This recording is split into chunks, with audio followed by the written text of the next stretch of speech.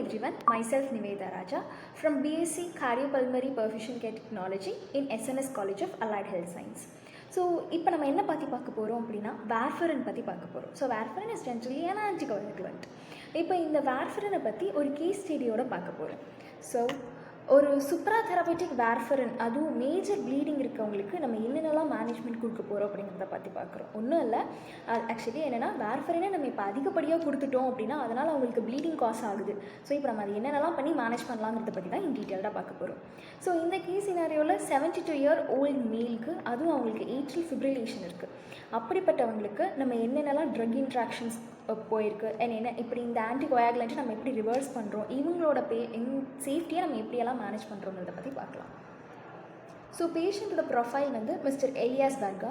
So இவங்க ஒரு 72 years old மேல். இவங்களுக்கு வந்து 4 hours கண்டினியூஸாக நோஸ்லேருந்து ப்ளீடிங் ஆகிட்டு இருக்கு. அதுதான் எபிஸ்டாக்சிஸ்ன்னு மென்ஷன் பண்ணுறோம்.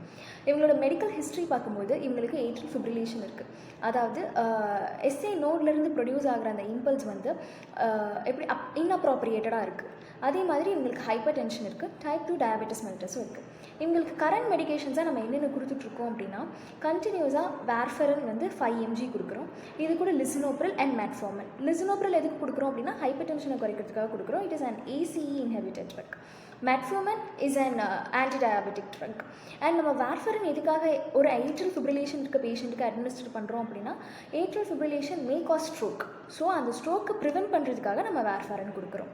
அதே மாதிரி இவங்களுக்கு ரீசெண்டாக என்ன சேஞ்சஸ் இருக்குது அப்படின்னா high doses of cranberry extract கொடுத்துட்ருக்கோம். அதாவது இது ஒன்றும் இல்லை, குருவி நெல்லி அப்படின்னு சொல்லுவாங்க, அது ஒரு பழம். அந்த பழத்தோட எக்ஸ்ட்ராக்ட் தான் இவங்களுக்கு அதிகமாக கொடுத்துட்ருக்கோம் to prevent clot. அதே மாதிரி and recently completed amoxicillin course for dental procedure. So அவங்க ஆன்டிபயோட்டிக்ஸ் எடுத்திருக்காங்க. ஏன்னா அவங்களுக்கு அந்த டென்டல் பல்லில் ப்ரொசீஜர் போயிருக்கிறதுனால ஆன்டிபயோட்டிக்ஸ் கொடுத்துட்டு இருந்திருக்காங்க.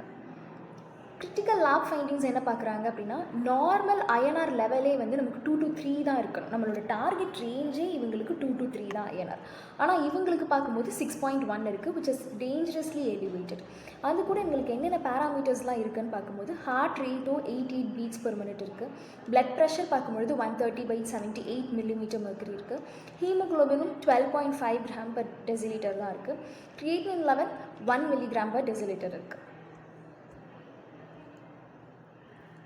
ஸோ இப்போது இந்த ஹெமரேஜ் ரிஸ்க்கை நம்ம என்னென்னலாம் வந்து தடுக்கலாம் அப்படின்னா ஜென்ரலி INR 6.1 இருக்கும்போது சடனாக ப்ளீடிங் வந்து இருக்கும். அதாவது கேட்டாஸ்ட்ரோஃபிக் ப்ளீடிங்னு சொல்லுவாங்க. So it may cos intracranial haemorrhage.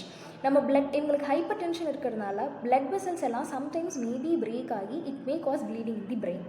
Okay, so அதுக்கு இன்டர்வென்ஷன் வந்து ரொம்ப கிரிட்டிக்கலாக இருக்கும் நமக்கு. ஸோ வார்ஃபரினோட மெக்கானிசமை பற்றி நம்ம தெளிவாக புரிஞ்சுக்கணும் அப்படின்னா warfarin is an vitamin K antagonist. That means இது வந்து என்ன பண்ணுன்னா லிவர்லேருந்து ப்ரொடியூஸ் ஆகிற அந்த வைட்டமின் Kவை பிளாக் பண்ணும். ஜென்ரல் இதோட மெக்கானிசம் ஆஃப் ஆக்ஷன் என்னென்னு பார்க்கும்போது ஃபேக்டர் 2, 7, 9 and 10. ஸோ இந்த கிளாட்டிங் ஃபேக்டர்ஸ் எல்லாத்தையும் இது வந்து பிளாக் பண்ணும். இந்த கிளாட்டிங் ஃபேக்டர்ஸ் எல்லாமே பிளாக் ஆகிறதுனால த்ராம்பின் என்ன ஆகாது அப்படின்னா ஃபிப்ரினோஜனை ஃபிப்ரினாக கன்வெர்ட் பண்ணாது. ஸோ ஃபிப்ரின் கன்வெர்ட் ஆகலை அப்படின்னா கிளாட்ஸ் ஜென்ரலி ஃபார்ம் ஆகாது. இதுதான் இதோட ஜென்ரல் மெக்கானிசம். ஸோ இது வந்து பிளட்டோட எபிலிட்டியை குறைக்குது ஃபார் கிளாட்டிங். இந்த என்னென்ன ட்ரக் இன்ட்ராக்ஷன்ஸ் இருக்குதுன்னு பார்க்கும்பொழுது ஆன்டிபயோட்டிக். ஸோ நம்ம அமாக்சிலின் கொடுத்துருக்கோம். இது வந்து என்ன பண்ணும் அப்படின்னா INR லெவலை ஃபர்தராக இன்க்ரீஸ் பண்ணும் அப்படின்னு சொல்கிறோம். அதே மாதிரி கிரான்பெரி எக்ஸ்ட்ராக்ட். இந்த கிரான்பெரி எக்ஸ்ட்ராக்ட் பிளட்டோட கிளாட்டிங் ஃபேக்டரை எப்படி கம்மி பண்ணுது அப்படின்னு பார்த்தா generally it blocks the liver enzyme CYP2C9. So இந்த என்சைம் பிளாக் ஆகிறதுனால என்ன ஆகும் அப்படின்னா வார்ஃபரின் ஜென்ரலாக லிவரில் மெட்டபலைஸ் ஆகி எலிமினேட் ஆகாது. ஜென்ரலி இப்போ ஒரு 1 hour எலிமினேட் ஆக வேண்டிய அந்த வார்ஃபரின் 1 hour எலிமினேட் ஆகாமல் இன்னும் அதிகமாக நம்ம பாடியிலே தங்கி இருக்கும். ஸோ திஸ் காசஸ் வாட்னா இன்க்ரீஸ் INR லெவல். ஸோ என்னென்ன எமர்ஜென்சி ப்ரோட்டோகால்லாம் இருக்கும் அப்படின்னா இப்போ ஒரு மாதிரி கண்டினியூஸாக எபிஸ்டாக்சிஸ் இருந்துக்கிட்டே இருக்குது அப்படின்னா வார்ஃபரின் நம்ம இமீடியட்டாக ஸ்டாப் பண்ணிடலாம். அதுக்கு பதில் நம்ம விட்டமின் Kவை அட்மினிஸ்டர் பண்ணலாம். அதான் அந்த வைட்டமின் Kங்கிறது என்னென்னா எதிர் ஓரலாவோ இல்லை IVலையோ ஃபைட்டனோடியோன் அப்படிங்கிற அந்த சப்ஸ்ட்ரேட்டை நம்ம கொடுத்துட்டே இருந்தோம் அப்படின்னா அது கிளாட்டிங் ஃபேக்டர்ஸ் சிந்தசிஸ் பண்ணும். அதே மாதிரி ஆக்டிவ் ப்ளீடிங்கை நம்ம வந்து கண்ட்ரோல் பண்ணணும். எப்படி கண்ட்ரோல் பண்ண முடியும் அப்படின்னு பார்த்தா டேரெக்டாக ப்ரெஷர் எந்த இடத்துல ப்ளீட் ஆகுதோ அந்த இடத்துல ப்ரெஷர் கொடுத்து நம்மளால் பண்ண முடியும். பட் இது நோஸ் அப்படிங்கிறதுனால நம்ம அவ்வளோ அவ்வளோ ப்ரெஷர் கொடுக்கவும் முடியாது.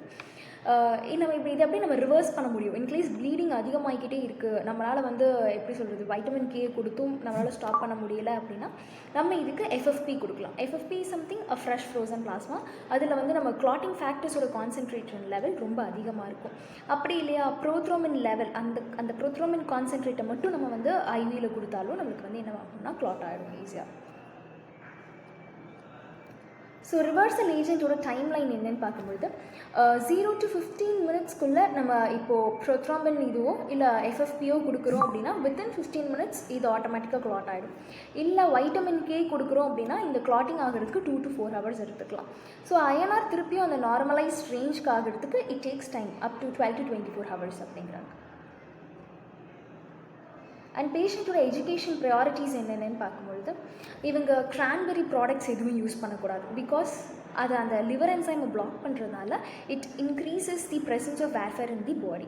அதனால் நம்ம கிரான்பெரி ப்ராடக்ட்ஸ் எல்லாத்தையும் அவாய்ட் பண்ணிடணும். அதே மாதிரி மெடிகேஷன்ஸ் எல்லாத்தையும் நம்ம பார்த்து எடுத்துக்கிற மாதிரி இருக்கும். லைக் ஓவர் தி கவுண்டர் ட்ரக்ஸான இந்த அமாக்சிலின், பேராசிட்டமால் இதையும் நம்ம எடுத்துக்கக்கூடாது. Because it increases the presence of warfarin in the body. அதே மாதிரி ஐஎன்ஆர் மானிட்டரிங்கை நம்ம ரெகுலராக பண்ணிக்கிட்டே இருக்கணும். அப்போ தான் நமக்கு தெரியும் இந்த ஆன்டிகோயாகுலேஷனோட லெவல் எவ்வளோ இருக்குது அப்படின்னு சொல்லிட்டு. லாங் டேர்ம் ஆன்டிகோயாகுலேஷன் ஸ்ட்ராட்டஜியாக நம்ம என்னென்ன எடுக்கணும் அப்படின்னு பார்த்தா ஐஎன்ஆர் வார்ஃபரினோட சேலஞ்சஸ்ன்னு பார்க்கும்போது நம்ம ஐஎன்ஆரை மானிட்டர் பண்ணிக்கிட்டே இருக்கணும். மல்டிபிள் ட்ரக் ஃபுட் இன்ட்ராக்ஷன்ஸ் இருக்கும். ஸோ மல்டிபிள் ட்ரக்ஸ் எடுக்கிறத நம்ம ஸ்டாப் பண்ணிக்கணும். அதே மாதிரி நிறைய ட்ரக்ஸ் கொடுக்குறத கொஞ்சம் கொஞ்சமாக குறைச்சிக்கிட்டே வரணும் அப்படிங்கிறாங்க. And thank you.